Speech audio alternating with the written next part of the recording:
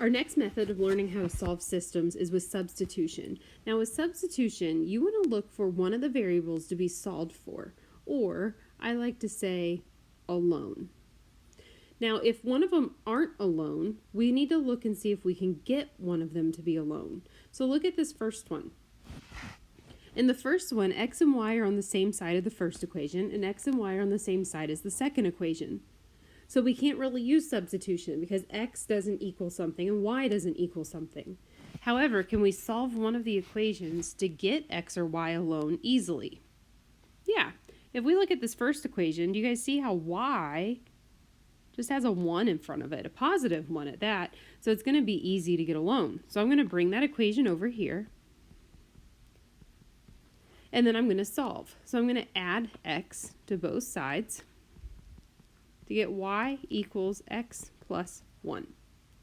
Now if you look at that equation, y equals something. Y is solved for, it's alone. So I'm going to circle what y equals. Y equals x plus 1.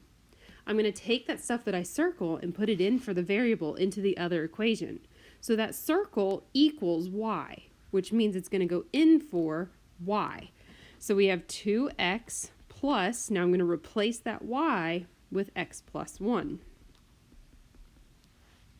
Now if you look at that equation, which I'm going to highlight in orange, you can see that we have it down to one variable, which means we can solve this equation.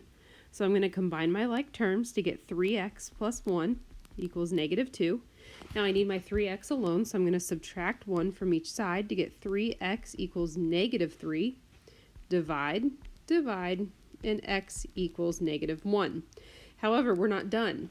If you remember back to graphing, we're talking about where two equations hit, two lines hit, which means they hit at an x, y point. So we're only halfway there. We have my x, now we need our y. Well, we're in luck because we have an equation where y is solved for. So we have y equals x plus 1. Now you can plug this into anything you want, whichever equation, the first one, the second one, or the one we manipulated, you'll get the same thing. So I'm going to take that negative 1 and I'm going to plug it in for x. And that gives me y equals 0, which means our solution, if I had graphed these two lines are going to meet at the point negative 1, 0. Let's look at another one. So here's our second one. Now, on number 2, do we have a variable solved for? Yes, we do. Which one's solved for? Go ahead and circle what it equals. Well, I can see my second one solved for, x equals 4y minus 1, so I'm going to circle it. Now that circle is equal to x, which means the circle is going to go in for x this time. So I'm going to replace that x with the stuff I circled. So we have 2 times 4y minus 1. Okay, replace the x with that. Bring the rest of the equation down exactly how it is. Now we're down to one variable. Everything's a y, so we can solve. So I'm going to start with distribution. So we have 8y minus 2. Then bring the rest down. Combine your like terms. 8y plus 2 would be 10y. I'm going to add 2 to both sides to get 10y equals 5.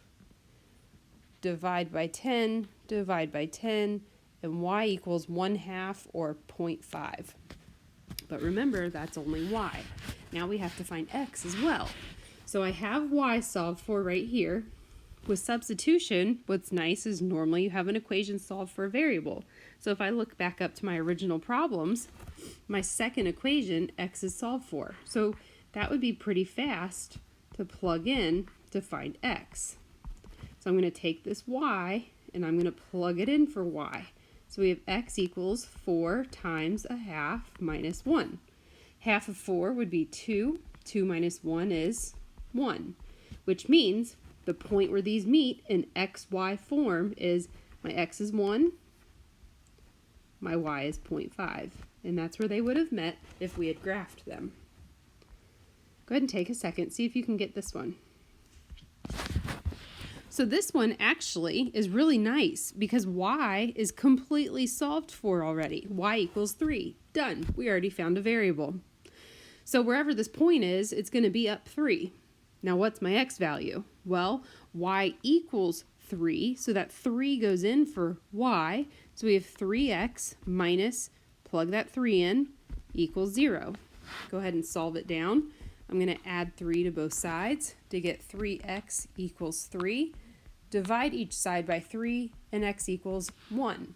Remember, y was already solved for, which means the point where these two lines intersect is at 1, 3. And there's your answer.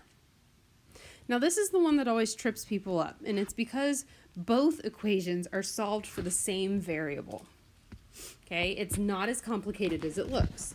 Circle one of the variables. So y equals, let's do the first one, y equals x minus 2, because y is solved for. Well, we know that circled stuff is going to go in for y, so I'm going to point down to that y. So what happens? Well, that y gets replaced with it, so we have x minus 2 equals negative 2x plus 1. We're essentially just setting the two equations equal to each other, and then we can solve. So I'm going to add 2x to both sides because I like to keep my x's positive. So we have 3x minus 2 equals 1. I'm going to add 2 to both sides, so I get that 3x all by itself, and then I'm going to divide by 3 to get x equals 1. So here's one of my variables right here. Now I need to find a y. It does not matter which equation you plug it into, since this is the point where the two equations meet, it'd be a solution to both of them. So I'm going to go ahead and use the first one, just because it's smaller numbers. So I have y equals, I'm replacing the x with a 1, minus 2. So y equals negative 1. So the point where these two equations meet is at 1, negative 1.